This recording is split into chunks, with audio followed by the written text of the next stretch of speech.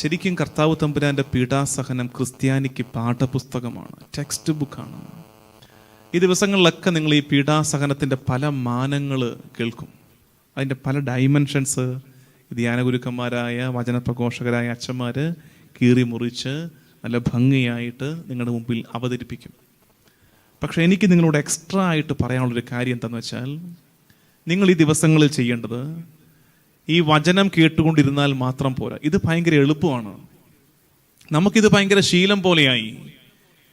കഴിഞ്ഞ ദിവസം ഒരു ആളോട് പള്ളിയിൽ കുർബാനയ്ക്ക് വരണമെന്ന് പറഞ്ഞപ്പോൾ ആളുടെ എക്സ്പ്ലനേഷൻ ഭയങ്കര രസമായിരുന്നു. അച്ഛാ, ഇപ്പോൾ ഈ കുർബാനയും കുക്കിങ്ങും തമ്മിലുള്ളൊരു പ്രോപ്പർ ബ്ലെൻഡ് ഞങ്ങൾ കണ്ടെത്തിയിരിക്കുകയാണെന്ന്.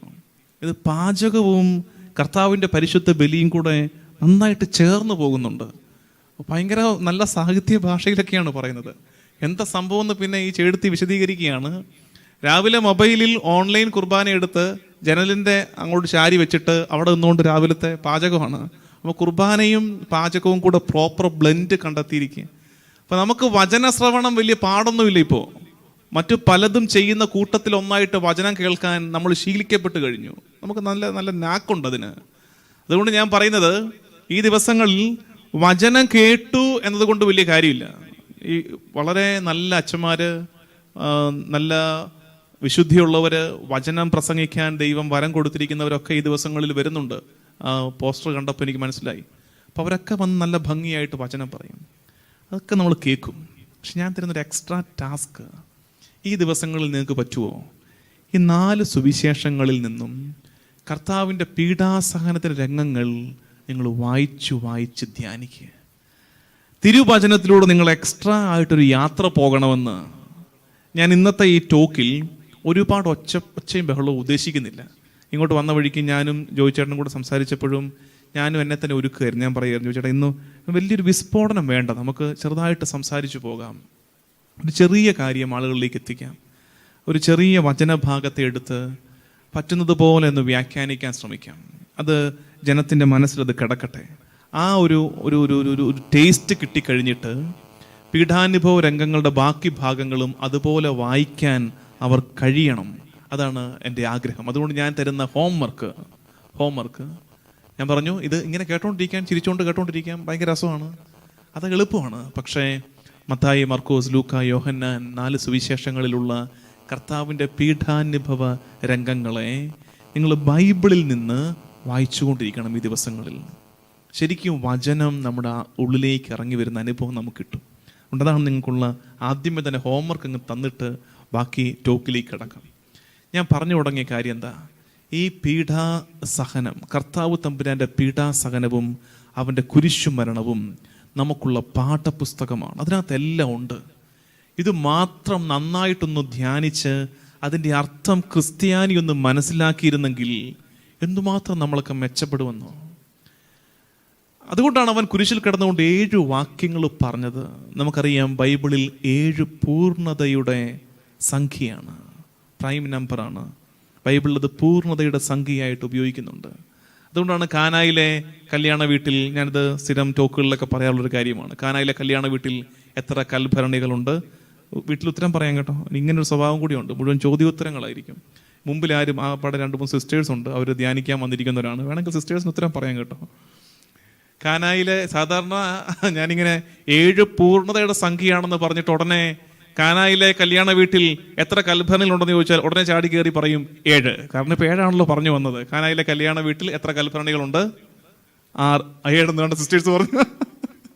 ഇവിടുന്ന് ഉത്തരം വന്നു 7. 6 കൽഭരണികൾ. അപ്പോൾ 7 പൂർണ്ണത. 6 അപ്പം എന്താണ്? 6 അപൂർണതയാണ്. എന്താണ് അപൂർണം? എന്തിനുള്ള കൽഭരണികളായിരുന്നു ഈ 6? ബൈബിളിലുണ്ട്, യോഹന്നാൻ സുവിശേഷം 2-ാം അധ്യായത്തിലുണ്ട്. എന്തിനുള്ളതാണ്? യഹൂദരുടെ ശുദ്ധീകരണ കർമ്മത്തിനുള്ള വെള്ളം നിറയ്ക്കുന്ന 6 കൽഭരണികൾ അവിടെ ഉണ്ടായിരുന്നു. അപ്പോൾ എന്ത് അപൂർണമാണെന്നാണ് ഈ യോഹന്നാൻ സുവിശേഷകൻ സ്ഥാപിക്കുന്നത്? യഹൂദരുടെ ശുദ്ധീകരണ കർമ്മം അപൂർണമാണ്. പൂർണ്ണമാകണമെങ്കിൽ എന്ത് വരണം? 7ാമത്തെ കൽഭരണി വരണം. 7 വന്നാലേ പൂർണ്ണതയാകത്തുള്ളൂ. 7 പൂർണ്ണതയുടെ സംഖ്യയാണ്. അപ്പോൾ 7ാമത്തെ കൽഭരണി ആരാണ്? 7ാമത്തെ കൽഭരണിയാണ് കർത്താവ് തമ്പുരാൻ. അവൻ്റെ തിരുനെഞ്ച്, അന്ന് കാൽവരിയിൽ പടയാളി നമുക്കായി കുത്തിയുടച്ച് തുറന്നു തന്നത് 7ാമത്തെ കൽഭരണിയാണ്, യഥാർത്ഥ ശുദ്ധീകരണത്തിനുള്ള മാർഗം. അന്ന് ഒഴുകിയിറങ്ങിയ പരിശുദ്ധ ചോരയും പരിശുദ്ധ ജലവുമാണ് യഥാർത്ഥ ശുദ്ധീകരണത്തിനുള്ള മാർഗങ്ങൾ എന്ന് തെളിയിക്കുകയാണ്. അന്ന് ഒഴുകിയിറങ്ങിയ പരിശുദ്ധ ചോരയാണ് സഭാപിതാക്കന്മാരുടെ വ്യാഖ്യാനമനുസരിച്ച് പരിശുദ്ധ കുർബാന. അന്ന് ഒഴുകിയിറങ്ങിയ പരിശുദ്ധ ജലമാണ് സഭയിലെ വിശുദ്ധീകരിക്കുന്ന സാന്നിധ്യമായ പരിശുദ്ധാത്മാവ്. ഞാൻ പറഞ്ഞു വന്ന കാര്യത്തിലേ ഉള്ളൂ, 7 പൂർണ്ണതയുടെ സംഖ്യയാണ്. സമരിയക്കാരി സ്ത്രീക്ക് എത്ര ഭർത്താക്കന്മാർ? വീണ്ടും സിസ്റ്റേഴ്സിനോട് തന്നെ ചോദിക്കാം. നിങ്ങൾ വീട്ടിൽ ഇരുന്ന് കേൾക്കുന്നവർക്ക് വേണ്ടി ഇവിടെ ആൾക്കൂട്ടമൊന്നുമില്ല, ആകെപ്പാടെ 4 സിസ്റ്റേഴ്സ് ഇവിടെ ധ്യാനിക്കാൻ വന്നവരുണ്ട്. എനിക്ക് ആരെങ്കിലും മുമ്പിൽ കിട്ടിയേ പറ്റൂ, അതുകൊണ്ട് അവരോട് ചോദിക്കുന്നതാണ്. സമരിയക്കാരിക്ക് എത്ര ഭർത്താക്കന്മാരുണ്ടായിരുന്നു? സിസ്റ്റേഴ്സ് പെട്ടു.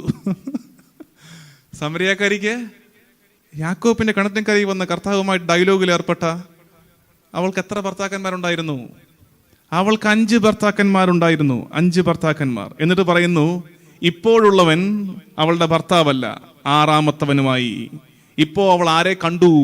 7ാമത്തവനെ കണ്ടു, പൂർണ്ണതയെ കണ്ടു, ഈശോ മിശിഹായെ കണ്ടു. പൂർണ്ണത സംഭവിച്ചു. ഇനി അവൾക്ക് ആരും വേണ്ട, ഇനി അവൾക്ക് ദാഹമില്ല. അതുകൊണ്ടാണ് സുവിശേഷം എഴുതി വെച്ചിരിക്കുന്നത് എന്ത്?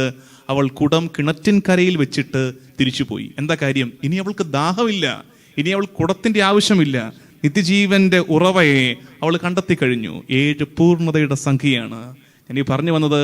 അതുകൊണ്ടാണ് കുരിശിൽ കിടന്നുകൊണ്ട് ഈശോ 7 വാക്യങ്ങൾ പറഞ്ഞത്. അവന്റെ പഠിപ്പീരിന്റെ പൂർണ്ണതയാണ് കുരിശിൽ.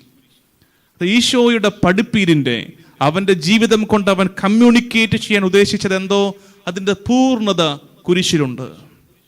കുരിശിൽ രക്തവർണ്ണമുള്ള അവന്റെ ഉടലുകൊണ്ട് അവൻ എഴുതിയിട്ടത് സ്നേഹമെന്നാണ്. സ്നേഹത്തിന്റെ ആവിഷ്കാരമായിരുന്നു, ക്ഷമയുടെ ആവിഷ്കാരമായിരുന്നു.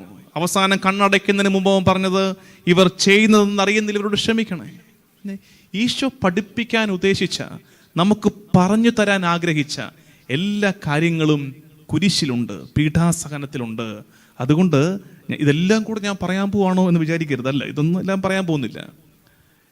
അതുകൊണ്ട് നിങ്ങൾ ചെയ്യേണ്ടത് ബൈബിള് വായിക്കണം.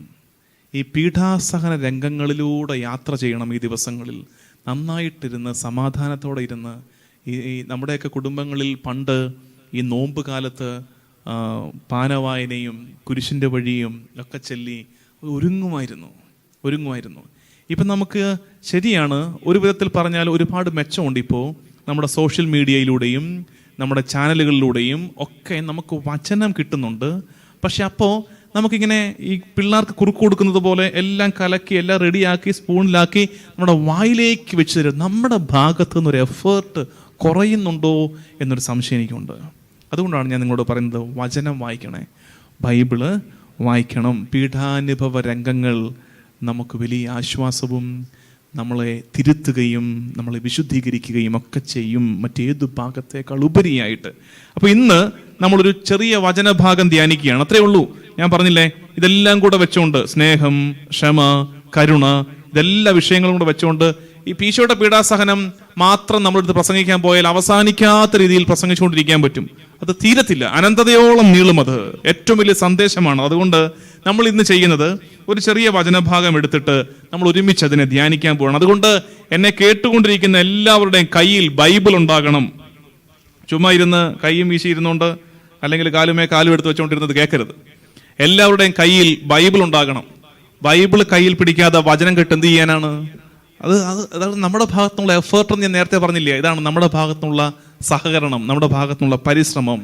ലൂക്കായുടെ സുവിശേഷം 22-ാം അധ്യായം 54-ാമത്തെ വാക്യം മുതൽ, ലൂക്കായുടെ സുവിശേഷം 22-ാം അധ്യായം 54-ാം വാക്യം മുതൽ നിങ്ങൾ ബൈബിൾ തുറന്നു വയ്ക്കുക. ഞാൻ വായിക്കും, എന്നോടൊപ്പം നിങ്ങൾ വായിക്കണം. ഞാൻ പറഞ്ഞു, നമ്മൾ സാധാരണ നടത്തുന്നൊരു വചനപ്രഘോഷണം പോലെ ഒന്നല്ല ഞാനിപ്പോൾ ചെയ്യാൻ പോകുന്നത്.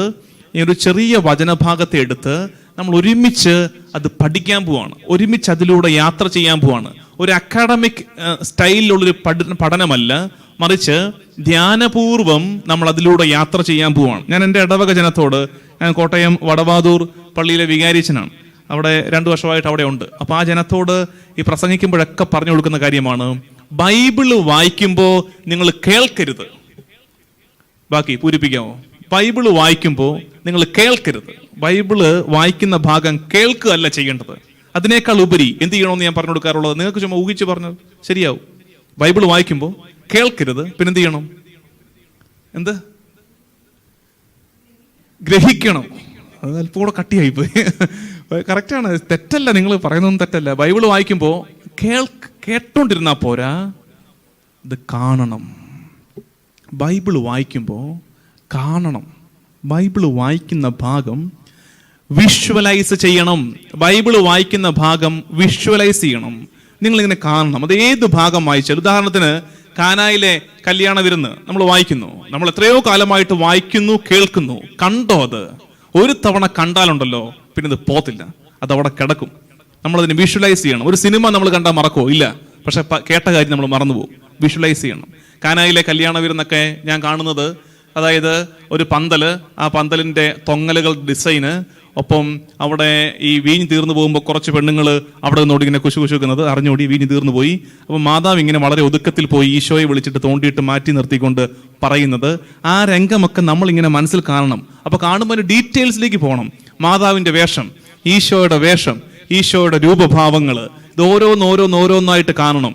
ഇതിങ്ങനെ നടക്കുമ്പോൾ അകത്ത് ഒരു മുറിയിൽ ഇങ്ങനെ പ്രാണൻ പിടയുന്ന നൊമ്പരത്തോടെ ഒറ്റയ്ക്കിരിക്കുന്ന ഒരു കുടുംബനാഥൻ, അപമാന ഭാരത്താൽ ശിരസ്താത്തിരിക്കുന്ന കുടുംബനാഥൻ, അയാളെ ആശ്വസിപ്പിക്കാൻ ശ്രമിക്കുന്ന ഒരു ഭാര്യ. ഇതൊക്കെ നമുക്ക് ഇങ്ങനെ പോകുമ്പോഴാണ് അതിനകത്തേക്ക് നമ്മൾ ചെന്നിട്ടുണ്ടല്ലോ. ആ കാനായിലെ കല്യാണ വീടിന്റെ ഒരു മൂലയ്ക്ക് നമ്മളും നിൽക്കും. അവസാനം നമ്മളവിടെ നിൽപ്പുണ്ട്. ഇതെല്ലാം നമ്മൾ അവിടെ നിന്നുകൊണ്ട് കാണും. ഇതിപ്പം നമ്മൾ 2000 വർഷങ്ങൾക്ക് ഇപ്പുറത്ത് നിന്നുകൊണ്ട് കുറെ കാര്യങ്ങൾ കേൾക്കുകയാണ്. അത് പോരാ. ബൈബിൾ വായിക്കുമ്പോൾ ബൈബിൾ കാണണം. വായിക്കുന്ന ഭാഗം കാണണം. അതിന് നമ്മൾ എന്ത് ചെയ്യണം? ഇങ്ങനെ വിഷ്വലൈസ് ചെയ്ത് അവസാനം നമ്മൾ അതിൻ്റെയൊക്കെ മൂലയ്ക്ക്, ഗലീലയിൽ കടൽ തീരത്ത് നിന്ന് ശിഷ്യന്മാരെ ഈശോ വിളിച്ചുകൊണ്ട് തൻ്റെ കൂടെ ചേർക്കുമ്പോൾ നമ്മളും അപ്പുറത്ത് മാറിയ ഒരു വള്ളത്തിലുണ്ട്.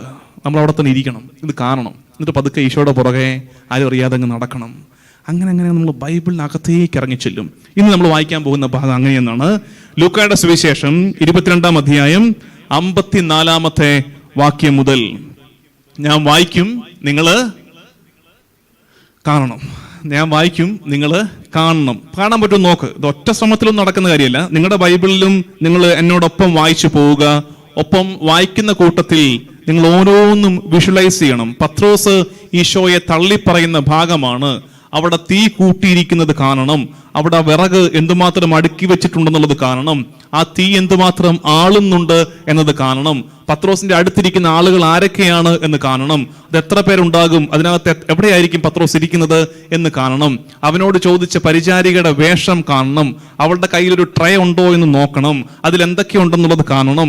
ഇങ്ങനെ കണ്ട് നമ്മൾ അതിനകത്തേക്ക് ഇറങ്ങിച്ചെന്ന് ആ അരമനയുടെ ഒരു മൂലയ്ക്ക് നമ്മളും ഇങ്ങനെ ഇരിപ്പുണ്ട്. ഇതെല്ലാം കണ്ടുകൊണ്ട് അങ്ങനെയാവുക. അപ്പൊ ഈ വചനം വായിക്കുകയാണ്. ഞാൻ പറഞ്ഞു, ഇത് സ്പൂൺ ഫീഡിങ് അല്ല. നിങ്ങൾ എഫേർട്ട് എടുക്കുകയാണ്, എൻ്റെ കൂടെ നിങ്ങൾ സഹകരിക്കുകയാണ്. അപ്പോഴാണ് നമുക്കും കർത്തൃസന്നിധിയില്, ദൈവസന്നിധിയില്, കർത്താവേ എന്നെ കൊണ്ട് പറ്റുന്നത് പോലെ ഞാൻ എൻ്റെ ഒരു ചെറിയ ചെമ്പ് നാണയം കൂടെ ഇടുകയാണ് കേട്ടോ. ആ വിധവയുടെ കൊച്ചുകാശ് പോലെ നമ്മുടെ പരിമിതമായ സാഹചര്യങ്ങൾ, നമ്മുടെ ഈ സായാഹ്നത്തിന്റെ ക്ഷീണം, നമ്മുടെ വീട്ടിലെ ടെൻഷൻ, ഇന്നത്തെ പകലിന്റെ അധ്വാനത്തിന്റെ മുഴുവൻ തളർച്ച, ഇതെല്ലാം കഴിഞ്ഞിട്ട് കർത്താവേ വിധവയുടെ കൊച്ചുകാശ് പോലെ ഞാൻ എൻ്റെ ചെറിയ പരിശ്രമത്തെ എടുത്തു വെക്കുകയാണ് നിന്റെ വചനമൊന്ന് മനസ്സിലാക്കാൻ, നിന്റെ പീഡാസഹനത്തെ കുറച്ചുകൂടി ഒന്ന് ധ്യാനിക്കാൻ.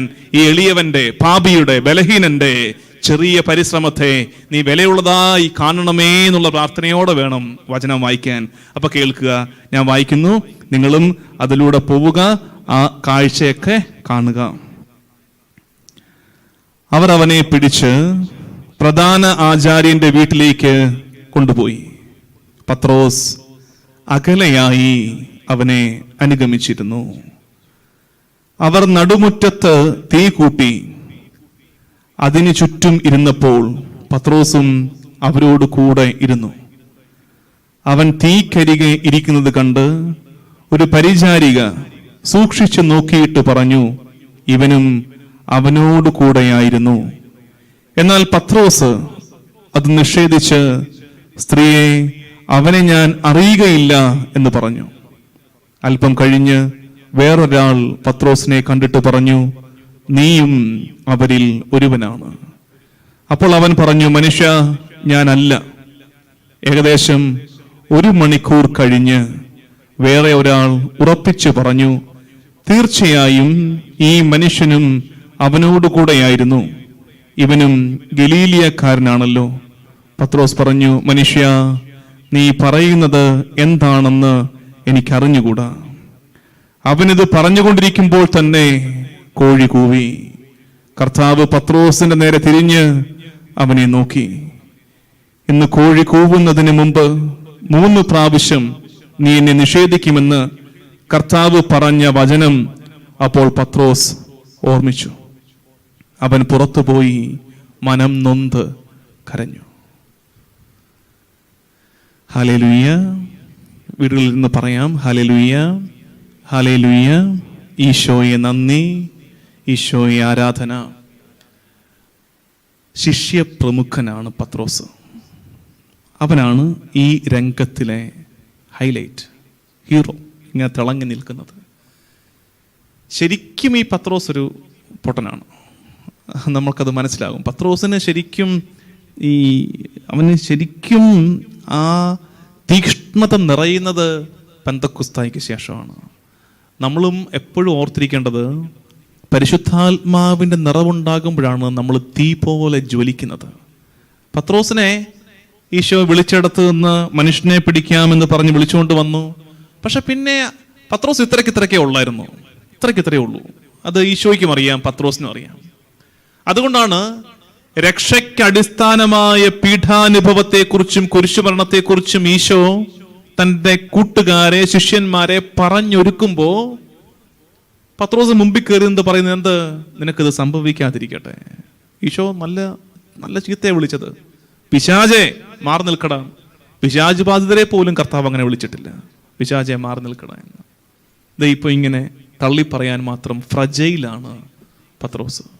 ഉയർപ്പിന് ശേഷം അല്ലെങ്കിൽ കുരിശുമരണത്തിന് ശേഷം തമ്പുരാൻ കർത്താവിനെ കാണാതായപ്പോ പിന്നെ മീൻ പിടിക്കാൻ പോയവനാണ് പത്രോസ്. ഏത് വള്ളവും വലയും ഉപേക്ഷിച്ച് കർത്താവിന്റെ വഴിയെ വന്നോ പിന്നെയും ആ വഴിയിലേക്ക് പോയ സാധുവാണ്. പക്ഷെ ഒരിക്കൽ പെന്തക്കോസ്തായിൽ അഗ്നിനാവായി അഭിഷേകം നിറഞ്ഞപ്പോ പിന്നെ പത്രോസിനെ പിടിച്ചാൽ കിട്ടില്ല. ഒറ്റ പ്രസംഗത്തിൽ 4000 പേര്. അതിനുശേഷം പിന്നെ അങ്ങോട്ട് ജ്വലിക്കുകയായിരുന്നു. ഒടുവിൽ കുരിശിൽ തറച്ചു കൊല്ലാൻ വേണ്ടി കൽപ്പന വന്നപ്പോ ഈ കൽപ്പന പുറപ്പെടുവിച്ച് ശത്രുവിനെ പോലും പരിഹസിച്ചുകൊണ്ട് പറഞ്ഞു, എൻ്റെ കർത്താവ് മരിച്ചതാണ്, അങ്ങനെ മരിക്കാൻ എനിക്ക് അർഹതയില്ല, അതുകൊണ്ട് തലകീഴായിട്ട് കുരിശിലിട്ടേക്കാൻ പറഞ്ഞു. അവിടെ പോലും അവൻ കുലുങ്ങിയിട്ടില്ല. അതുകൊണ്ട് നമ്മളും പ്രാർത്ഥിക്കേണ്ടത്, ഇതിനിടയ്ക്ക് ഞാനത് സൂചിപ്പിച്ചെന്നേ ഉള്ളൂ, പരിശുദ്ധാത്മ അഭിഷേകത്താൽ നിറയാൻ പ്രാർത്ഥിക്കണം. അപ്പോഴാണ് നമുക്ക് കിട്ടിയ ദൈവാനുഭവം എല്ലാം ഇങ്ങനെ അങ്ങോട്ട് ജ്വലിക്കുന്നത്, നമ്മൾ ധീരതയോടെ സാക്ഷ്യം കൊടുക്കുന്നത്. ഇപ്പൊ നമ്മൾ ഇങ്ങോട്ട് വരികയാണ്. അപ്പൊ ഈ പത്രോസ്, ശരിക്കും പത്രോസ് ക്രിസ്ത്യാനികളുടെ മാതൃകയാണ്. നമ്മുടെ ഈ പറഞ്ഞ വീഴ്ചകളുടെ, ബലഹീനതകളുടെ ഒക്കെ മാതൃകയാണ് പത്രോസ്. ഇവിടെ പത്രോസ് കർത്താവിനെ തള്ളിപ്പറയുന്നു. എന്ത് കാര്യമായിട്ട് കർത്താവ് തമ്പുരാൻ ചേർത്ത് പിടിച്ചതാണ്, എന്നിട്ടും തള്ളിപ്പറയേണ്ട സാഹചര്യം വന്നു. നേരത്തെ വാർണിംഗും കൊടുത്തു, എൻ്റെ കുഞ്ഞെ, നീ എന്നെ തള്ളിപ്പറയാൻ ചാൻസ് ഉണ്ടടാ, കോഴി കൂവുന്നതിന് മുമ്പ് നീ എന്നെ 3 പ്രാവശ്യം തള്ളിപ്പറയും, നീ അതുകൊണ്ട് ജാഗ്രതയോടെ ഇരിക്കുക എന്ന് പ്രത്യേകം സൂചനയും കൊടുത്തതാണ്. എന്നിട്ടും പത്രോസ് വീണുപോയി. പത്രോസ് കർത്താവിനെ തള്ളിപ്പറഞ്ഞ ആ പാതകത്തിലേക്ക് പത്രോസിനെ നയിച്ചത് 3 കാര്യങ്ങളാണ്. സിസ്റ്റേഴ്സ് എൻ്റെ കൂടെ വചനം പ്രഘോഷിക്കാം, ഇങ്ങോട്ട് വരണമെന്നില്ല. ആ 3 കാരണങ്ങൾ കണ്ടുപിടിച്ച് സിസ്റ്റേഴ്സും ഇവിടെ ശുശ്രൂഷ ചെയ്യുന്നവരുണ്ട്. 3 കാരണങ്ങൾ അതിനകത്തുണ്ട്, നോക്കിയാൽ ഉടനെ കാണാം. എന്താണ് കർത്താവിനെ തള്ളിപ്പറയുന്നതിലേക്ക് പത്രോസിനെ നയിച്ചത്? നിങ്ങൾ ഇനി അത് ബൈബിൾ വായിക്കണമെന്നില്ല, കാരണം നിങ്ങളത് കണ്ടെങ്കിൽ ആ കാഴ്ചയിൽ അതെല്ലാം ഉണ്ടായിരുന്നു. പത്രോസ് പ്രധാനാചാര്യന്റെ വീട്ടുമുറ്റത്തേക്ക് വന്നത് എങ്ങനെയാണ്? കർത്താവ് ഈശോയെ ആദ്യം അതുവഴി കൊണ്ടുപോയി. പത്രോസ് എങ്ങനെ വന്നു? നമ്മൾ നോക്കിയപ്പോ കണ്ടായിരുന്നോ പത്രോസ് എങ്ങനെ വന്നു എന്നുള്ളത്? വീട്ടിലിരുന്ന് വേണമെങ്കിൽ ഉത്തരം പറയാൻ കേട്ടോ. കുടുംബം ഒരുമിച്ചാണ് ഇതിൽ പങ്കെടുക്കുന്നതെങ്കിൽ ആർക്കെങ്കിലും ഉത്തരം പറയാൻ കുടുംബനാഥന് ഒരു സമ്മാനം കൊടുക്കാം, ഇന്നല്ലെങ്കിൽ നാളെ. അങ്ങനെ നമ്മൾ ചോദ്യോത്തരങ്ങളിലൂടെ ഈ വചനത്തിന്റെ ആഴങ്ങളിലേക്ക് ഇറങ്ങാൻ പോവാണ്. അത് കർത്താവ് തമ്പുരാനെ തള്ളിപ്പറയുന്ന ആ മഹാപരാധത്തിലേക്ക് പത്രോസ് നയിക്കപ്പെട്ടത് ആദ്യം ഒരു ചെറിയ പാപം, ഒരു ചെറിയ വീഴ്ച, ഒരു ചെറിയ തെറ്റ് അവന്റെ ഭാഗത്തുനിന്നുണ്ടായി. ഏതാണ് ആ തെറ്റ്? പത്രോസ് ഒന്നാമത്തെ വാക്യം, ആദ്യത്തെ വാക്യം, അത്രേ ഉള്ളൂ. ഈ ശിഷ്യന്മാരെ പണ്ട് കർത്താവ് തമ്പുരാൻ വിളിച്ചപ്പോ അവരോട് പറഞ്ഞില്ലേ, രോഗികളെ സുഖപ്പെടുത്താൻ, പിശാചുകളെ ബഹിഷ്കരിക്കാൻ, സുവിശേഷം പ്രസംഗിക്കാൻ എന്നൊക്കെ പറഞ്ഞില്ലേ വിളിച്ചുകൂട്ടിയത്. അങ്ങനെ വിളിച്ചുകൂട്ടിയ കൂട്ടത്തിൽ ആദ്യം പറഞ്ഞൊരു കാര്യമുണ്ട്. എന്നറിയാമോ ആദ്യം പറഞ്ഞ കാര്യം? തന്നോട് കൂടെയായിരിക്കാൻ ക്രിസ്തു ശിഷ്യൻ മിശിഹാ തമ്പുരാന്റെ അനുയായി കർത്താവിന്റെ കൂടെ നടക്കണം. പത്രോസിന് പറ്റിയ ആദ്യത്തെ വീഴ്ച എന്താ പറ്റിയത്? കർത്താവിൽ നിന്ന് അകലമിട്ടു. കർത്താവിന്റെ പുറകെ ഉണ്ടോ? ഉണ്ട്. നമ്മളൊക്കെ അങ്ങനെയാണ്. ക്രിസ്ത്യാനികളാണ് നമ്മളൊക്കെ. കർത്താവിന്റെ പുറകെ ഉണ്ടോ? ഉണ്ട്. ഞങ്ങൾ വേറെ ആരുടെയും പുറകെ പോയിട്ടില്ല. മറ്റൊരാളുടെയും പുറകെ ഞങ്ങൾ പോയിട്ടില്ല. ഞങ്ങളും ഞങ്ങളുടെ കാർന്നവന്മാരും പോയിട്ടില്ല. പണ്ട് തോമാസ് ലീഹ വെള്ളം കോരി ഒഴിച്ചപ്പോൾ ആദ്യം മുങ്ങിയതാണ് ഞങ്ങൾ കൂട്ടര്. പകലോമറ്റത്തും നേരെ പൊട്ടിമുളച്ച് ഇങ്ങോട്ട് വന്നതാണ്. ഭയങ്കര സ്ഥാപിക്കലാണ് ഞങ്ങൾ എന്നും ക്രിസ്ത്യാനികളായിരുന്നു. ഞങ്ങൾ ഇന്നലെ പെയ്ത മഴയ്ക്ക് പൊട്ടിമുളച്ച കൂണുകളൊന്നുമല്ല. പരമ്പരാഗത ക്രിസ്ത്യാനികളാണ്. പണ്ട് തൊട്ടേ ക്രിസ്ത്യാനികളാണ് ഞങ്ങള്. പുറകെ നടക്കുന്നുണ്ട് നമ്മളൊക്കെ. ഒറ്റ ചോദ്യമേ ഉള്ളൂ, അടുത്താണോ അകലെയാണോ?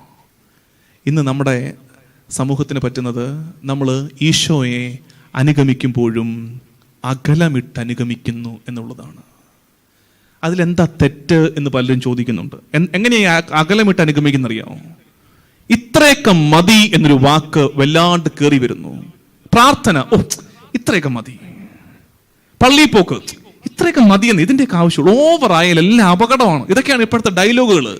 കൂടിയാൽ എല്ലാം അപകടമാണ്. ഇത്രയൊക്കെ മതി, എല്ലാം ഇത്രയൊക്കെ മതി. അപ്പൊ നമ്മൾ നോക്കുമ്പോൾ ഇതൊരു തെറ്റാണോ?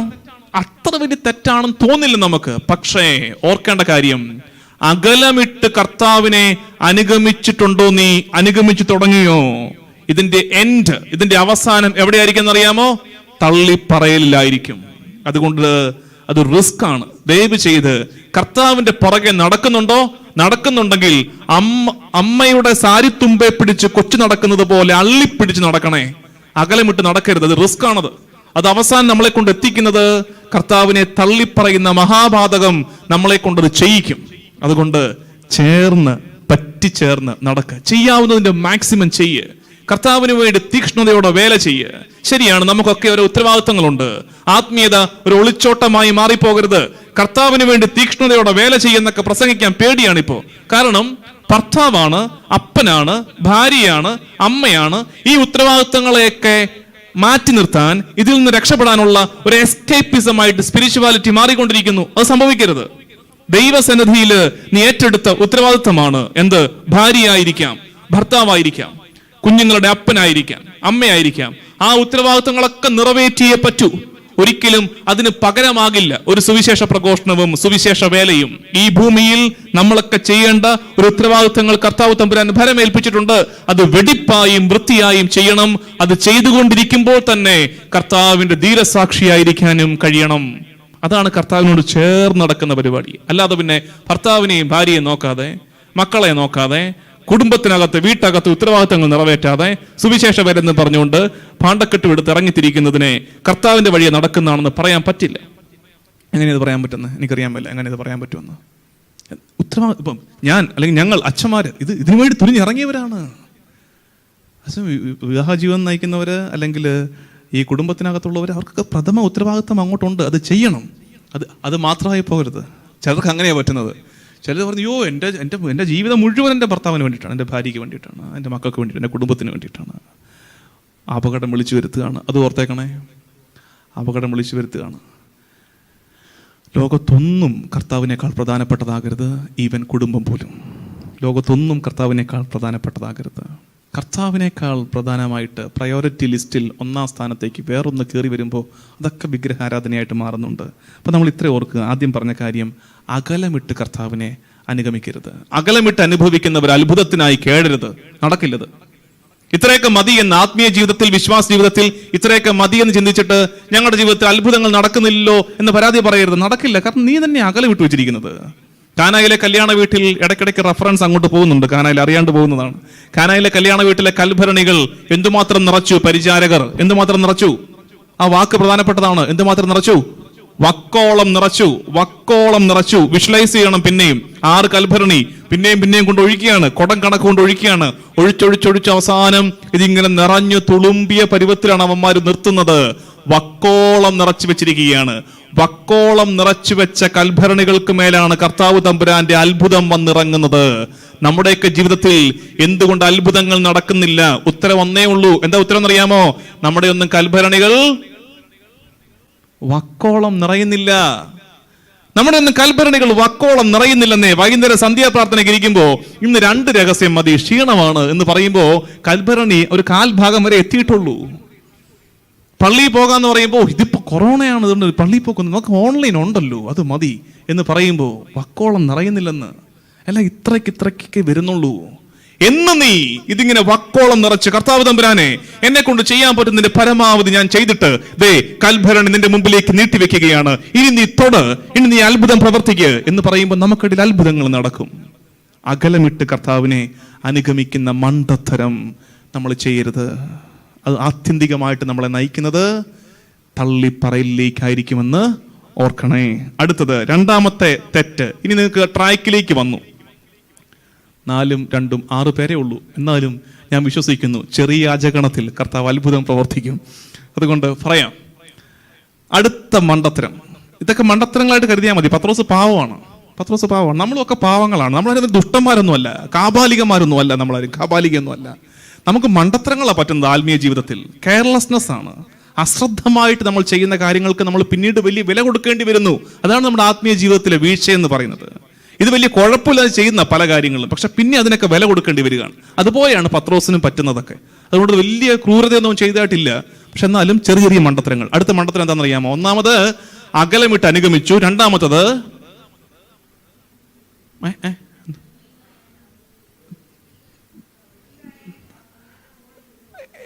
ഒറ്റ വാക്കിലേക്ക് സ്ട്രെസ് കൊണ്ടുവന്നേ. എന്താ അതിനകത്ത് മെയിൻ ഇഷ്യൂ, മെയിൻ പ്രശ്നം എന്താ? സിസ്റ്റർമാർ ഉത്തരവൊക്കെ പറയുന്നുണ്ട്, അവിടുന്ന് ഉത്തരവൊക്കെ വരുന്നുണ്ട്. തീ കായാനിരുന്നു എന്നതിനേക്കാളും വേറൊരു വാക്കിലേക്കാണ് എൻ്റെ സ്ട്രെസ് വരേണ്ടത്. ആരുടെ കൂടെ? അവരുടെ കൂടെ ഇരുന്നുള്ളത് കറക്റ്റാണ്. നിങ്ങൾ അവരെ കണ്ടായിരുന്നോ? ബൈബിള് വായിച്ചപ്പോ സീൻ കണ്ടായിരുന്നോ? അവരെ കണ്ടായിരുന്നോ? അവരുടെയൊക്കെ മുഖഭാവം എന്താ? അത് കണ്ടോ? അവരുടെയൊക്കെ മുഖത്ത് എന്താ ഉള്ളേ? അവരുടെയൊക്കെ മുഖത്ത് ഈശോയിലുള്ള വെറുപ്പ്, ഈശോയെ പിടിച്ചതിലുള്ള സന്തോഷം. അപ്പൊ ഇവരൊക്കെ ആരാണ്? ഈശോയുടെ ശത്രുക്കളാണ്. ഈശോയുടെ ശത്രുക്കളുടെ കൂടെ പന്തിയിലിരുന്നാൽ അവസാനം നീ തള്ളിപ്പറയേണ്ടി വരും. പത്രോസിനെ പറ്റി 2ാമത്തെ അപകടം അതാണ്. അവൻ അവരുടെ കൂടെ ഇരുന്നതേ ഉള്ളൂ. വല്ലതും ചെയ്തോ? അവൻ വല്ല തെറ്റും ചെയ്തോ? ഒന്നും മിണ്ടിയില്ലല്ലോ, ഒരു അക്ഷരം മിണ്ടിയില്ലല്ലോ. അവൻ ഒരു കുറ്റവും ഈശോയെ കുറിച്ച് പറഞ്ഞില്ലല്ലോ. കർത്താവിനെ കൊല്ലണമെന്ന് പറഞ്ഞോ പത്രോസ്? കർത്താവിനെ കുറിച്ചൊരു മോശം കാര്യം പറഞ്ഞോ? ഒന്നുമില്ല. അവരുടെ കൂടെ ഇരുന്നതേ ഉള്ളൂ. എപ്പോഴും എന്തോ അമ്മേ ചോദിക്കുന്നുണ്ടല്ലോ.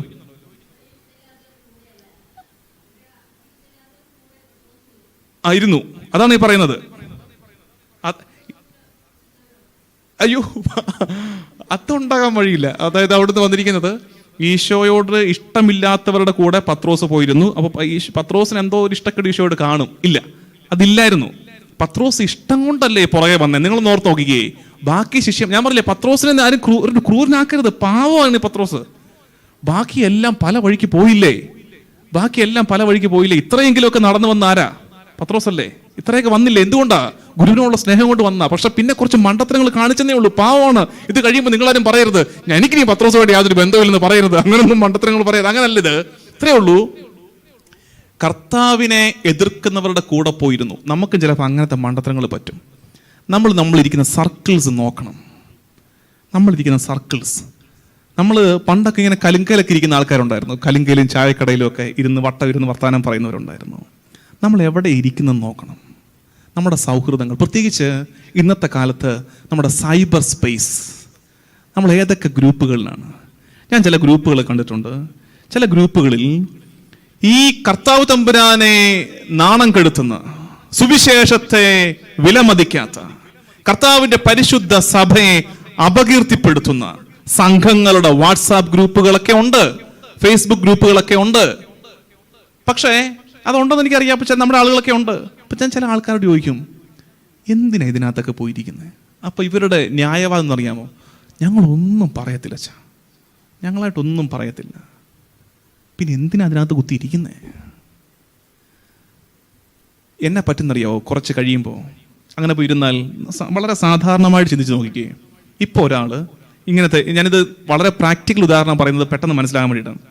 ഒരു വാട്സാപ്പ് ഗ്രൂപ്പ്, അന്ന് പത്രോസ് തീ കൂട്ടുന്നതിനിടയ്ക്ക് ചുറ്റിപ്പോയിരുന്നെങ്കിൽ ഇന്ന് നമുക്ക് കുറച്ചുകൂടെ മനസ്സിലാക്കാൻ എളുപ്പം വാട്സാപ്പ് ഗ്രൂപ്പൊക്കെ ആയതുകൊണ്ടാണ്. നിങ്ങളതിനെ അങ്ങനെ എടുത്താൽ മതി. ഒരു വാട്സാപ്പ് ഗ്രൂപ്പ്, അതിനകത്ത് നമ്മളും അംഗമാണ്. ആ വാട്സാപ്പ് ഗ്രൂപ്പിലെ പ്രധാനപ്പെട്ട ആളുകളെല്ലാം, പ്രമാണിമാരെല്ലാം പോസ്റ്റ് ചെയ്യുന്നത് ഈ സഭാവിരുദ്ധമായ, മിശിഹാവിരുദ്ധമായ, സുവിശേഷ വിരുദ്ധമായ കാര്യങ്ങളാണ്. നമ്മൾ ആദ്യം നമ്മളെ തന്നെ ന്യായീകരിക്കുന്നത്, ഞാൻ അതിനകത്ത് ഒന്നും പോസ്റ്റ് ചെയ്യാറില്ല, ഇവര് പോസ്റ്റ് ചെയ്യുന്ന കാര്യങ്ങൾക്ക് ഞാനൊരു തംസപ്പ് പോലും ഇടാറുമില്ല, ഞാൻ ഒരു തെറ്റും ചെയ്യുന്നില്ല, ഞാൻ ക്ലീൻ ആണ്, ഞാൻ ഡീസന്റ് ആണ്. പക്ഷേ കുറേ നേരം, കുറേ കാലം ഇതിങ്ങനെ കണ്ട് കണ്ട് കണ്ട് കണ്ട് കണ്ട് കണ്ട് കണ്ട് അവസാനം നമ്മളും അതിലേക്കാകും. അതെന്താ കാര്യം? ഇത്രയേ ഉള്ളൂ കാര്യം, നമ്മൾ ബലഹീനരാണ്. നമ്മളാരും മോശക്കാരല്ല, നമ്മളൊക്കെ ബലഹീനരാണ്. അതുകൊണ്ട് ആരുടെ കൂടെ ഇരിക്കുന്നു, ആരുടെ സംസാരം കേൾക്കുന്നു, ആരോടൊപ്പം എൻ്റെ മേശ പങ്കിടുന്നു എന്നുള്ളത് വളരെ പ്രധാനപ്പെട്ടതാണ്. നമ്മൾ ബലഹീനരാണ്, അതുകൊണ്ട് റിസ്ക് എടുക്കരുത്. കർത്താവിനെ എതിർക്കുന്നവരുടെ പക്ഷത്ത് പോയിരിക്കരുത്. ചിലരുണ്ട് ഭയങ്കര സാഹസം കാണിക്കും, അവിടെ പോയിരുന്നാലും ഞാനായിട്ടിരിക്കും. ഇല്ലെന്നേ, പത്രോസ് വീണുപോയി, പത്രോസ് വീണുപോയി, പിന്നെയാണോ നമ്മള്? അതുകൊണ്ട് ആ മണ്ടത്തരം കാണിക്കരുത്. കർത്താവിനെ എതിർക്കുന്നവരുടെ സംഘത്തിൽ പോയിരിക്കരുത്. ഒന്നുകിൽ എതിർക്കാൻ ചങ്കൂറ്റം ഉണ്ടാകണം, നമുക്ക് ഇത് ശരിയല്ല എന്ന് പറയാനുള്ള ചങ്കൂറ്റം ഉണ്ടാകണം, അല്ലെങ്കിൽ അവിടുന്ന് എണീറ്റ് മാറണം. Hallelujah, hallelujah. പത്രോസ് ചെയ്ത മൂന്നാമത്തെ തെറ്റ് എനിക്ക് വളരെ സന്തോഷമുണ്ട് കേട്ടോ. ഇവിടെ ഇരിക്കുന്ന 6 പേരും വളരെ താല്പര്യത്തോടെ ബൈബിൾ തുറന്നു വെച്ചിട്ട് ഇത് കണ്ടുപിടിച്ചിട്ടേ ഉള്ളൂ എന്ന ഭാവത്തോടെ ഇരിക്കുന്നുണ്ട്. ദൈവത്തിന് സ്തുതി, സന്തോഷം. മൂന്നാമത്തത്, ഇപ്പം നമ്മൾ നോക്കുമ്പോൾ എല്ലാം തെറ്റായിട്ട് തോന്നും അല്ലേ? ഇപ്പം നമ്മളിപ്പോൾ വായിക്കുമ്പോൾ പത്രോസ് കാണിച്ച് എല്ലാം മണ്ടത്തരമായിട്ട് തോന്നും. കുറേ ഉണ്ട്, എന്നാലും സാരമില്ല, നമുക്ക് 1, 2, 3 മതി, നമുക്ക് മനസ്സിലാക്കാനുള്ളത് മതി. ഒന്നാമത്തത്, അകലെയായിട്ട് അനുഗമിച്ചു. രണ്ടാമത്തത്, കർത്താവിനെ വെറുക്കുന്നവരുടെ, എതിർക്കുന്നവരുടെ പക്ഷത്ത് അവൻ പോയിരുന്നു. ഒന്നും മിണ്ടിയില്ല, അവിടെ പോയിരുന്നു. ഇരുന്നപ്പോൾ അവന് തള്ളിപ്പറയേണ്ടി വന്നു. മൂന്നാമത്തെ എന്താണെന്നറിയാമോ? ആ അതായത് പത്രോസ് എത്ര നേരം അവിടെ ഇരുന്നു? അത് കണ്ടായിരുന്നോ നിങ്ങൾ? അത് മറ്റേ വിഷ്വലൈസ് ചെയ്തപ്പോൾ, രംഗം ക്രിയേറ്റ് ചെയ്തപ്പം അങ്ങനെ ഒരു കാഴ്ച കണ്ടായിരുന്നോ? 2-3 പേര് വന്ന് ചോദിക്കുന്നതായിട്ടല്ലേ നമ്മൾ കണ്ടുള്ളൂ. അങ്ങനെ ഒരു സംഭവം ഇതിനിടയ്ക്ക് ഉണ്ടായിരുന്നു. അതായത് ആദ്യം ഒരു പരിചാരക വന്നു, അതിനുശേഷം ഒരു 5 മിനിറ്റ് കഴിഞ്ഞപ്പോഴേക്കും അടുത്തയാൾ വന്നു, പിന്നെ 1 മണിക്കൂർ കഴിഞ്ഞിട്ടാണ് മൂന്നാമത്തെ ആൾ വരുന്നത്. അതായത് ആ നേരം കൊണ്ട് അവൻ അവിടെ കിടന്നങ്ങ് മെഴുകുകയാണ്, നമ്മുടെ ഭാഷയിൽ പറഞ്ഞാൽ. സൂചന കിട്ടിയെന്നേ, എടാ ഇത് ശരിയല്ലടാ, എണ്ണീറ്റ് പോ, നിന്നെ ഇവിടെ പ്രതീക്ഷിക്കുന്നില്ല ആരും, നീ ചെയ്യാൻ പാടില്ല, എണ്ണീറ്റ് പോ എന്നൊക്കെ സൂചന കിട്ടി. എന്നിട്ടും അവിടുന്ന് എഴുന്നേറ്റ് പോകാൻ കെൽപ്പില്ലാതെ വീണ്ടും ആ ചെളിക്കുണ്ടിൽ ഇരിക്കുകയാണ്. നമുക്ക് പറ്റുന്ന അപകടം ഇതാണ്. മൂന്നാമത്തെ അപകടമാണ്. നിങ്ങൾക്കറിയോ, കുറച്ചെങ്കിലുമൊക്കെ വിശ്വാസത്തിലും ഭക്തിയിലും സത്പ്രവർത്തികളിലുമൊക്കെ ജീവിക്കുന്ന മനുഷ്യർക്ക് അത് അനുഭവിച്ചിട്ടുണ്ട്. ഞാൻ എൻ്റെ പൂർവ്വകാലത്ത്, ഇപ്പം അത്രയും വലിയ മെച്ചമൊന്നുമില്ല, പണ്ട് നല്ലതായിരുന്നു. ഇപ്പം ഓരോ കാലം കഴിയുമ്പോൾ നമ്മളൊക്കെ മോശമായിക്കൊണ്ടിരിക്കുകയല്ലേ. പണ്ട് ഞാൻ അനുഭവിച്ചിട്ടുണ്ടത്. അത് ചെറുപ്പത്തിലൊക്കെ നല്ല കൊച്ചായിരുന്നു, ഇപ്പോഴും അത്ര മോശമല്ല, എന്നാലും അത്ര പഴയ മെനയൊന്നും ഇല്ല ഇപ്പോൾ. അപ്പോൾ ചെറുപ്പത്തിലൊക്കെ നമ്മുടെ കൂട്ടുകാരൊക്കെ വല്ല കന്നന്തിരിവൊക്കെ കാണിക്കുമ്പോൾ, ചില ഉഴപ്പുകളൊക്കെ കാണിക്കുമല്ലോ, എല്ലാവരും നമുക്ക് കൂട്ടൊക്കെയാണ്. ഉഴപ്പുകളൊക്കെ കാണിക്കുമ്പോൾ ഞാൻ അനുഭവിച്ചിട്ടുള്ളൊരു കാര്യമാണ്. പ്രത്യേകിച്ച് ഞാൻ സ്കൂളിൽ പഠിക്കുമ്പോൾ ചില കാര്യങ്ങളിൽ നമ്മുടെ കൂട്ടുകാർ നമ്മളോട് പറയും, നീ വരണ്ട, ഇതിനകത്ത് വരണ്ട. അതെന്തുകൊണ്ടാ? ഇഷ്ടക്കേടുകൊണ്ടല്ല, മറിച്ച് ഇത് നിനക്ക് പറ്റുന്നതല്ലടാ. അതാര് പറയുന്നു? വേറൊരാൾ നമ്മളോട് പറയുകയാണ്, ഇത് നിനക്ക് പറ്റുന്നതല്ല, ഇതിനകത്ത് ഞങ്ങൾ മതി, നീ വേണ്ട.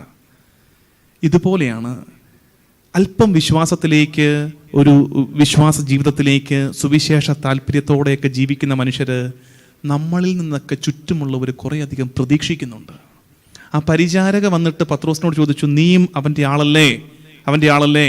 നമ്മൾ കാലാകാലങ്ങളായിട്ട് വായിച്ചുകൊണ്ടിരിക്കുന്നത് ഏത് മനസ്സോടെയാണ്? അവൾ ഇവനെ കണ്ടുപിടിക്കാമെന്നതാണ് എന്നാണ് വായിച്ചുകൊണ്ടിരിക്കുന്നത്. വേറൊരു ചിന്തിച്ച് നോക്കിയേ, അവൾ ചോദിച്ചതിനകത്ത് വേറൊരു അർത്ഥം. എടാ നീ അവൻ്റെ ആളല്ലേ, നീ എന്താ ഇവിടെ? നിനക്ക് പറ്റിയ സ്ഥലമല്ല, നിനക്ക് പറ്റിയ സ്ഥലമല്ല, നീ എന്താ ഇവിടെ ഇരിക്കുന്നത്? We don't expect U here. നിന്നെ ഞങ്ങളോട് പ്രതീക്ഷിക്കുന്നില്ല. ക്രിസ്ത്യാനിയെ ചില പാപയിടങ്ങളിൽ മറ്റാളുകൾ പോലും പ്രതീക്ഷിക്കുന്നില്ലെന്ന് ഓർക്കണേ. ക്രിസ്ത്യാനിയെ ചില പാപയിടങ്ങളിൽ മറ്റാളുകൾ പോലും പ്രതീക്ഷിക്കുന്നില്ല. നീ ക്രിസ്ത്യാനിയല്ലേടാ, എന്നിട്ടാണ് ഇത് കാണിക്കുന്നത് എന്ന് ചോദിക്കും. പണ്ട്, ഇന്നില്ല.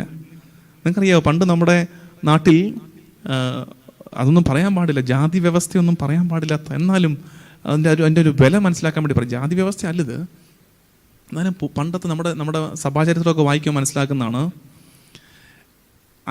അന്നത്തെ ഒരു ചിന്തയുണ്ടല്ലോ, വീട് അശുദ്ധമായി പോകുന്നു എന്നൊക്കെ ചിന്തയുണ്ട്. വീട് അശുദ്ധമായി, തൊട്ടുകൂടായിക, തീണ്ടിക്കൂടായിക, അങ്ങനെയൊക്കെ ഉണ്ട്. അപ്പൊ ഇങ്ങനെ അശുദ്ധി മാറ്റാൻ നസ്രാണിയെ കയറ്റി ഇറക്കിയാൽ മതി. വീട്ടിൽ കൂടെ നസ്രാണിയെ കയറ്റി ഇറക്കിയാൽ വീട് ശുദ്ധമാകും എന്ന് വിചാരിച്ചിരുന്നൊരു നാടാണിത്. കാരണം എന്താ, അങ്ങനെ ജീവിച്ചൊരു സമൂഹം ഉണ്ടായിരുന്നു ഇവിടെ. ഇന്ന് നസ്രാണി കയറി ഇറങ്ങിയ വീട് അശുദ്ധമാകും. ഇന്നിപ്പോൾ കാര്യങ്ങൾ അങ്ങനെ ആയിക്കൊണ്ടിരിക്കുകയാണ്. നമുക്ക് സാക്ഷ്യം നമ്മൾ ഇന്ന് പ്രതീക്ഷിക്കുന്നില്ലെന്ന്. അങ്ങനെ ചിലപ്പോൾ ഞാൻ ചിലപ്പോൾ പറയാറുണ്ട്, അതായത് ഈ നമ്മുടെ അച്ഛന്മാരൊക്കെ ചിലർ വീണ് പോകുമ്പോൾ, സിസ്റ്റേഴ്സ് ചിലർ വീണ് പോകുമ്പോൾ അത് വാർത്തയാകുന്നില്ലേ? നമ്മളതിനെ എങ്ങനെയാണ് വ്യാഖ്യാനിക്കുന്നത്? നമ്മളതിനെ വ്യാഖ്യാനിക്കുന്നത് മാധ്യമങ്ങൾ നമ്മളെ തകർക്കാൻ ശ്രമിക്കുന്നു, നിഗൂഢ അജണ്ടകളുണ്ട്, കുറേയൊക്കെ കാണും, അങ്ങനെ നമ്മളതിനെ വ്യാഖ്യാനിക്കുന്നത്. തിരിച്ചു ചിന്തിച്ചു നോക്കിയേ, ഇന്നും ഒരച്ഛൻ വീണ് പോകുമ്പോൾ അത് വാർത്തയാകുന്നില്ലേ? അത് വാർത്തയാകാത്തൊരു കാലത്തെയാണ് നമ്മൾ ഭയപ്പെടേണ്ടത്. ഒരച്ഛന് തെറ്റുപറ്റുമ്പോ, ഒരു കന്യാസ്ത്രീക്ക് തെറ്റുപറ്റുമ്പോ, ഒരു മെത്രാൻ അച്ഛന് ഒരു ചെറിയ തെറ്റുപറ്റുമ്പോ ഇന്നും അത് വാർത്തയാകുന്നില്ലേ? വാർത്തയാകുന്നില്ലേ? പക്ഷെ അത് വാർത്ത പോലും ആകാത്തൊരു കാലത്ത് ചിന്തിച്ചു നോക്കിയേ. അതായത് അതിനകത്തൊരു വാർത്താ പ്രാധാന്യം ആർക്കും ഫീൽ ചെയ്യുന്നില്ല. ഇത് സ്ഥിരമുള്ളതാ, ഇതിനകത്ത് ഇപ്പൊ എന്നെ വാർത്ത എന്ന് ചിന്തിക്കുന്ന ഒരു കാലം അപകടമാണ്. ഇന്നും അത് വാർത്തയാകുന്നുണ്ടെങ്കിൽ, അതാരെങ്കിലും അലോസരപ്പെടുത്തുന്നുണ്ടെങ്കിൽ അതിന്റെ കാര്യം നമ്മളിൽ നിന്നത് പ്രതീക്ഷിക്കുന്നില്ല. ആരും ക്രിസ്ത്യാനിയിൽ നിന്നൊരു പാപം പ്രതീക്ഷിക്കുന്നില്ല. ഇതാണ് എൻ്റെ കാര്യം. അതിന് സൂചന കിട്ടി, പത്രോസിന് പല ആവർത്തി സൂചന കിട്ടി. എന്നിട്ട് പിന്നെയും അവിടെ ഇരിക്കുകയാണ്. പ്രിയമുള്ള ദൈവജനമേ, ചില പാപങ്ങളിൽ നിന്ന് എണ്ണീറ്റു പോ എന്ന് നമുക്ക് ഇതിനകം എത്ര പ്രാവശ്യം സൂചന കിട്ടിക്കഴിഞ്ഞു. ചില പാപങ്ങളിൽ നിന്ന് എണ്ണീറ്റു പോ, നിന്റെ ജീവിതത്തിൽ ഈ പാപം വേണ്ട, നീ ഇവിടെ ഇരിക്കണ്ട, ഈ പാപം നീ ചെയ്യരുത് എന്നൊക്കെ നമുക്ക് പല വിധത്തിൽ സൂചന കിട്ടിയില്ലേ? എന്നിട്ടും പിന്നെന്തേ, അതിനകത്ത് തന്നെ നമ്മൾ ഇങ്ങനെ ആണ്ടുകിടക്കുന്നു. എഴുന്നേറ്റ് പോകണം. പത്രോസിന് പറ്റിയ മൂന്നാമത്തെ അപകടം, സൂചനകൾ കിട്ടിയിട്ടും വീണ്ടും അതിൽ തന്നെ തുടർന്നു. ചില പാപങ്ങളോട് നമുക്ക് പ്രിയമായി മാറുകയാണ്. സ്റ്റോക്ക്ഹോം സിൻഡ്രോം ഒരു സംഭവമുണ്ട്. സ്റ്റോക്ക്ഹോം എന്ന സ്ഥലത്ത് സംഭവിച്ചതാണ്. അവിടെ ഒരു സൂപ്പർ മാർക്കറ്റിൽ ഭീകരത കയറിയിട്ട് അവിടെ ആ സൂപ്പർ മാർക്കറ്റിനകത്തുണ്ടായിരുന്ന ആളുകളെല്ലാം ബന്ദികളാക്കി. എന്നിട്ട് സർക്കാരുമായിട്ട് വിലപേശൽ നടത്തുകയാണ്. ഇത് ദിവസങ്ങൾ ഇവരിങ്ങനെ ബന്ദികളായിട്ടിരുന്നു. ഇങ്ങനെ ദിവസങ്ങൾ ബന്ദികളായിട്ടിരുന്നപ്പോൾ എന്ത് പറ്റിയെന്ന് അറിയാമോ? എന്ത് പറ്റി? കുറെ കഴിഞ്ഞപ്പോൾ തടവിലാക്കപ്പെട്ട ആളുകളും ഈ ഭീകരരും തമ്മിൽ കൂട്ടായി. ഇവർ തമ്മിൽ നല്ല സിങ്കായി. ഇവരിങ്ങനെ ജോളിയായിട്ടൊക്കെ സൂപ്പർ മാർക്കറ്റിനകത്ത് അവിടെ ഇരിക്കുന്നൊക്കെ എടുത്ത് കഴിച്ച് ഇവരിങ്ങനെ കമ്പനിയായിട്ട് വരികയാണ്. അപ്പൊ പിന്നെ അടുത്ത ഘട്ടത്തിൽ പറ്റിയത്, രക്ഷപ്പെടുത്താൻ വന്ന പട്ടാളക്കാരെ ഇവരൊരുമിച്ച് ആക്രമിക്കുന്ന അവസ്ഥയുണ്ടായി. അതിന്റെ പേരാണ് സ്റ്റോക്ക്ഹോം സിൻഡ്രോം. ചില പാപങ്ങളിൽ നമ്മൾ തുടർച്ചയായിട്ടിരുന്ന് കഴിയുമ്പോൾ എന്ത് പറ്റുമെന്നറിയാമോ? നമുക്ക് ആ പാപങ്ങളോട് പ്രിയമാകും, ആ പാപം നമുക്ക് ശീലമാകും. ചില പാപങ്ങളോട് നമുക്ക് പ്രിയമുണ്ട്, ചില പാപങ്ങൾ നമുക്ക് ശീലമാണ്. എന്നിട്ട് നമ്മൾ അങ്ങ് വ്യാഖ്യാനിച്ചു കളയും, ഇതെന്റെ പേഴ്സണാലിറ്റിയാണ്, ഇതെന്റെ ഹാബിറ്റാണ്, മാറ്റാൻ പറ്റില്ല. അതല്ലായിരുന്നല്ലോ, ആരംഭം മുതലേ ഈ പാപം നിനക്കില്ലായിരുന്നല്ലോ. ചെയ്ത് ചെയ്ത് ചെയ്ത് ശീലമായി പോയി കഴിഞ്ഞിട്ട് ഇപ്പൊ വ്യാഖ്യാനിക്കുകയാണ്, ഇതെന്റെ നേച്ചർ ആണെന്ന്, ഇതെന്റെ പേഴ്സണാലിറ്റി ആണെന്ന്. ഇതാണ് സംഭവം, സ്റ്റോക്ക്ഹോം സിൻഡ്രോം. ചില പാപങ്ങളോട് നമുക്ക് പ്രിയമായി പോകുന്നു. പണ്ടൊരു പ്രയോഗമുണ്ടായിരുന്നു. കന്യാസ്ത്രീ അമ്മമാര് ആദ്യ കുർബാന സ്വീകരണത്തിന് എടുക്കുമ്പോൾ പറഞ്ഞു പഠിപ്പിച്ചിരുന്നൊരു വാക്കുണ്ടായിരുന്നു, പാപങ്ങളെ വെറുത്തുപേക്ഷിക്കുക. പാപങ്ങളെ വെറുത്തുപേക്ഷിക്കുക. ഇന്നത്തെ അപകടം, പാപങ്ങളോട് നമുക്ക് വെറുപ്പില്ല. പാപങ്ങളോട് വെറുപ്പില്ലെന്ന് മാത്രമല്ല, ചില പാപങ്ങളൊക്കെ നമുക്ക് ഇഷ്ടമാണ്. പിന്നെ എങ്ങനെ അതിനെ ഉപേക്ഷിക്കും? ഇതാണ് ഇപ്പോഴത്തെ അപകടം. അതുകൊണ്ട് ഈ 3 കാര്യങ്ങൾ പത്രോസിന് പറ്റിയത് നമ്മൾ ആത്മശോധന ചെയ്യണം. ഒന്നാമത്തത്, അകലെയായിട്ട് ഈശോയെ അനുഗമിച്ചു, അപകടം. 2, കർത്താവിനെ എതിർക്കുന്നവരുടെ കൂടെ ഇരുന്നു, അപകടം. 3, സൂചനകൾ കിട്ടിയിട്ടും പാപത്തിന്റെ ഇടങ്ങളിൽ നിന്ന് എഴുന്നേറ്റു പോകാതെ അവിടെ തന്നെ ആണ്ടിരുന്നു. അപകടം. ഇനി പത്രോസിന്റെ തിരിച്ചുവരവിനെ നമ്മൾ ധ്യാനിക്കണം. തിരിച്ചുവരവിനെ ധ്യാനിക്കണം. അവിടെ ആരാണ് പത്രോസിന്റെ തിരിച്ചുവരവിന് നാന്ദിയായത്? ആരാണ്? പരിശുദ്ധാത്മാവ്. പണ്ട് സൺഡേ സ്കൂളിൽ നമുക്ക് ഉത്തരം അറിയാൻ പറ്റത്തില്ലാത്തതിന് പരിശുദ്ധാത്മാവ് എന്നൊക്കെ എഴുതി വെച്ച് ആരെ മാർക്ക് തരും? പരിശുദ്ധ അമ്മ. അല്ല, ഇവിടെ ഈ നമ്മൾ ഇതിന്റെ പുറത്തോട്ട് ഞാൻ പറഞ്ഞില്ലേ, ഒരു ചെറിയ ബൈബിൾ ഭാഗം എടുത്തു വെച്ചിട്ട് നോക്കി 54-ാമത്തെ വാക്യം തൊട്ട് 62-ാമത്തെ വാക്യം, 8 വാക്യങ്ങൾ മാത്രം വെച്ചുകൊണ്ടാണ് നമ്മുടെ ഈ ഇന്നത്തെ ധ്യാനം മുഴുവൻ. ഇതിനകത്ത് നിന്നുകൊണ്ട് വേറൊരു ജീവി അവിടെ വന്നിട്ടില്ലേ? ആരാണത്? നിങ്ങൾ അങ്ങനെ ഒരു ജീവിയെ കണ്ടയില്ലേ? ഞാനാണെങ്കിൽ അതിന്റെ വാല് കണ്ടു, അതിന്റെ പപ്പും പൂടയും കണ്ടു, അതിന്റെ തലയിലെ പൂവ് കണ്ടു. നിങ്ങൾ അതിനെ കണ്ടു. അതൊക്കെ വളരെ സാധാരണ അല്ലേ, അല്പം കൂടെ വലിയ മുഴുപ്പുള്ള വല്ലതായിരുന്നു നമ്മൾ ശ്രദ്ധിച്ചാൽ. ഇതിപ്പം വിഷ്വലൈസ് ചെയ്തപ്പോ കോഴിയൊന്നും വലിയ റോളില്ലാതായി പോയി. ആ കോഴി ഇന്നിപ്പോ കോഴിക്ക് വേറെ അർത്ഥമൊക്കെ ഉണ്ട്. അതുകൊണ്ട് കോഴി എന്നൊക്കെ ഒരുപാട് തവണ പറയാൻ പറ്റത്തില്ല. ഒരു കോഴിക്കൂവലാണ് അവനെ തിരിച്ചു കൊണ്ടുവന്നത്. നമ്മൾ ഈ മുഴങ്ങുന്ന വചനമില്ലേ, ഇങ്ങനെയൊക്കെ പറയുന്ന വചനവേദികൾ, നമുക്ക് കിട്ടുന്നൊരു കുമ്പസാരത്തിൻ്റെ ഉപദേശം, നമ്മുടെ തോളത്തട്ടിട്ട ഇങ്ങനെ നടന്നാൽ മതി ഒരു അടി, നമ്മുടെ അമ്മയുടെ ഒരു കണ്ണീര്. നമ്മുടെ അമ്മ ചിലപ്പോൾ കാര്യത്തില്ലേ, അമ്മ പറയുക ഇങ്ങനൊന്നും അല്ലായിരുന്നല്ലോ നീ. ഇങ്ങനത്തെ പല ജസ്റ്റേഴ്സ് ഉണ്ട് നമ്മുടെ ജീവിതത്തിൽ നമ്മൾ അവഗണിക്കുന്നത്. ഇതൊക്കെ നമ്മുടെ ജീവിതത്തിലെ കോഴിക്കൂവലുകളാണ്, ഒരു ക്ഷണമാണ്. മോനെ തിരിയെ, നീ പ്ലീസ് കം ബാക്ക്. നീ തിരിയെ. എങ്ങോട്ട് തിരിയണം? ഒരു നോട്ടം നോക്കിയാൽ മതി, കർത്താവിലേക്കൊരു നോട്ടം നോക്കിയാൽ മതി. അതിനു വേണ്ടിയിട്ടുള്ള ക്ഷണമാണ് ഈ വചനപ്രഘോഷണം പോലും. ഇത് കേട്ടുകൊണ്ടിരിക്കുന്ന ലൈവായിട്ടോ ഇനി വരുന്ന ദിവസങ്ങളിലോ ഇതെടുത്ത് ഇനി കാണുന്ന ആർക്കെങ്കിലുമൊക്കെ ഇതൊരു കോഴിക്കൂവലായിട്ട് ഫീൽ ചെയ്യണം. അപ്പോഴാണ് ഇതിന്റെ ഇഫക്റ്റീവ്നെസ്. എടാ, ഇപ്പൊ ചെയ്യുന്ന ശരിയല്ലടാ. അതിനകത്ത് ആ കോഴിക്കൂവലിനകത്ത് മറ്റൊന്നുമില്ല, ഒരു ചെറിയ തോണ്ടാണ്, ചങ്കിലൊരു ചെറിയ പോറലാണ്. പത്രോസിന് അത് കിട്ടിയപ്പോഴാണ് അവൻ നോക്കിയപ്പോ കണ്ണുടക്കിയത് ആരിലേക്കാണ്? ഈശോ തമ്പുരാന്റെ കണ്ണ്. വേറൊരാളുണ്ടായിരുന്നു, പത്രോസ് ചെയ്തതിനോളം വരില്ല കേട്ടോ അങ്ങേരുടെ പാപം. ചെയ്ത ആക്ട് വെച്ച് പത്രോസ് വളരെ ബോധപൂർവം 3 പ്രാവശ്യം ഈശോയെ തള്ളിപ്പറഞ്ഞെങ്കിൽ മറ്റൊരാള് അജ്ഞത കൊണ്ട്, അറിവില്ലായ്മ കൊണ്ട്, പൊട്ടബുദ്ധി കൊണ്ട് ഒരൊറ്റത്തവണ ഒന്ന് ഒറ്റിക്കൊടുത്തു പോയി എന്നൊന്നും പറയാൻ പറ്റത്തില്ല, എന്നാലും ഒറ്റിക്കൊടുത്തു പോയി ഒറ്റത്തവണ. പക്ഷെ എന്താ വ്യത്യാസം? പത്രോസ് ആരാ? പത്രോസ് ശിഷ്യന്മാരിൽ പ്രമുഖൻ. അവൻ ചെയ്ത പാപത്തിന് വലിയ ഗൗരവമുണ്ട്. 3 പ്രാവശ്യം, ഒരു പ്രാവശ്യമല്ല, 3 പ്രാവശ്യം. യൂദാസോ അത്ര വലിയ പ്രാധാന്യപ്പെട്ട ആളൊന്നും അല്ല ശിഷ്യന്മാരുടെ ഗണത്തിൽ. പണസഞ്ചി അവനിലാണെന്നൊക്കെ യോഹന്നാൻ ഒരു കുത്തിത്തിരിപ്പുണ്ടാക്കാൻ വേണ്ടി തിരികെ ചേർത്ത് വെക്കുന്നുണ്ട്. ശരിക്കും അങ്ങനെ ആകണമെന്നില്ല. യോഹന്നാൻ ഇടയ്ക്കിടയ്ക്ക് അവൻ ഡീസന്റ് ആകാൻ ശ്രമിക്കുന്നതാണ്. അപ്പൊ അതിനിടയ്ക്ക് കൂടി ചിലപ്പോൾ യൂദാസിന്റെ ഒരു കൊട്ട കൊടുക്കാറുണ്ട്. അങ്ങനെ കൊടുത്തതാകാനാണ്. പാവം മനുഷ്യനായിരുന്നിരിക്കും യൂദാസ്. അവന്റെ പ്രതീക്ഷ ചിലപ്പോൾ നമ്മൾ വ്യാഖ്യാനങ്ങളിൽ മനസ്സിലാക്കുന്നുണ്ട്, ഈശോയെ ഇങ്ങനെയൊന്ന് പിടിച്ചാലേ അവന്റെ ശരിക്കുമുള്ള മിശിഹാത്വം പുറത്തേക്ക് വരൂ, അവനെ പ്രവോക്ക് ചെയ്താലേ ഉള്ളൂ, അങ്ങനെ അവൻ ആ റിവോൾട്ട്, ആ വിപ്ലവം കൊണ്ടുവരൂ എന്നൊക്കെ വിചാരിച്ച് ചെയ്തതാകാം എന്നുമൊക്കെ വ്യാഖ്യാനങ്ങളുണ്ട് യൂദാസിനെ കുറിച്ച്. അപ്പൊ അങ്ങനെയൊക്കെ ആകാം. എന്നാലും ഈ പത്രോസിനും യൂദാസിനും ഇടയിലെ വ്യത്യാസം എന്തെന്നറിയാമോ? ചെയ്ത അപരാധത്തിനപ്പുറത്ത് പത്രോസ് ഈശോയിലേക്കൊന്ന് നോക്കി ശരിക്കും ആഗ്രഹിച്ചു പോവാണ്, എന്റെ പൊന്നു യൂദാസേ, നീ ഒരൊറ്റത്തവണ കർത്താവ് തമ്പുരാന്റെ ആ കണ്ണിലേക്കൊന്ന് നോക്കിയാൽ മതിയായിരുന്നല്ലോ. ഹക്കൽ ദാമയിൽ വയറ് കീറി ചാകേണ്ടി വരില്ലായിരുന്നല്ലോ. നീ ഒരൊറ്റത്തവണ കർത്താവിന്റെ കൊളുത്തി വലിക്കുന്ന കണ്ണിലേക്ക്, നിന്നെ ചേർത്ത് പിടിക്കുന്ന നോട്ടത്തിലേക്ക് ഒന്ന് നോക്കിയാൽ മതിയായിരുന്നല്ലോ. നമുക്കും സംഭവിക്കാൻ പോകുന്ന അപകടം ഇതാണ്. നമുക്കൊരു അപകടം പറ്റും. പാപം ചെയ്തു കഴിയുമ്പോൾ നമ്മൾ കർത്താവിനെ നോക്കില്ല. കർത്താവിനെ നോക്കുമ്പോൾ നമുക്ക് കുറ്റബോധം വരുമെന്ന വിചാരം. അതുകൊണ്ട് എന്ത് ചെയ്യും? അങ്ങ് മാറി നടക്കും കർത്താവിൽ നിന്ന്. ആ പോക്ക് ഹക്കൽ ദാമയിലേക്കുള്ള പോക്കാണ്. യൂദാസിന്റെ അനുയായിയാകാനുള്ള പോക്കാണെന്ന് ഓർക്കണേ. എത്ര വലിയ പാപം ചെയ്താലും ഓർക്കണേ, ജീവിതത്തിൽ ഒരുപാട് പാപത്തിന്റെ ചെളി നമ്മുടെ ദേഹത്ത് പുരണ്ടുപോയി. സാരമില്ല, ഒരൊറ്റ നോട്ടം കർത്താവിലേക്ക് നോക്ക്. അവന്റെ കൊളുത്തി വലിക്കുന്ന കണ്ണ് നിന്നെ ചേർത്ത് പിടിക്കും. ധൂർത്തപുത്രന്റെ ഉപമയിലെ ആ അപ്പനെ ഓർമ്മയില്ലേ? ആ രംഗം കാണണം. ഞാൻ ആ രംഗം കാണുന്നത് സിറ്റ് ഔട്ടിന്റെ മേളിൽ ഒരു ബാൽക്കണി ഉണ്ട്. ആ ബാൽക്കണിയിൽ എന്നും വന്ന് ഇങ്ങനെ നോക്കി നിൽക്കുന്ന ഒരു അപ്പനുണ്ട്. താടി നരച്ച ഒരു ഒരു നല്ല ഫിഗറായിട്ടുള്ള ഒരു അപ്പൻ ഇങ്ങനെ നോക്കി നിൽക്കും. അപ്പൻ ഇങ്ങനെ നോക്കി നിന്ന് ഒരു ദിവസം നോക്കുമ്പോഴാണ് അങ്ങ് ദൂരേന്ന് ഒരു പൊടി പോലെ പൊട്ടുപോലെ ആ ഇളയ മകൻ ഒരു ദിവസം പടിയിറങ്ങിപ്പോയവൻ അവിടുന്ന് വരുന്ന കാഴ്ച കാണുന്നത്. അവൻ അവിടുന്ന് വരുന്ന ചെറിയ നേരിയ പൊട്ടുപോലത്തെ കാഴ്ച കണ്ടപ്പോഴേ ഇവിടുന്ന് അപ്പൻ കൈ വിരിച്ചു പിടിച്ചു കഴിഞ്ഞു. സ്വാഗതത്തിന്റെ, എന്റെ കുഞ്ഞേ നീ തിരിച്ചുവായോ എന്ന് പറയുന്ന ആ കരങ്ങൾ വിരിച്ചുള്ള നിപ്പ്, ധൂർത്തപുത്രന്റെ സ്നേഹം കൊണ്ട് ധൂർത്ത് കാട്ടിയ അപ്പന്റെ നിപ്പ് ഇന്ന് നമ്മൾ കാണേണ്ടതെന്നറിയാമോ?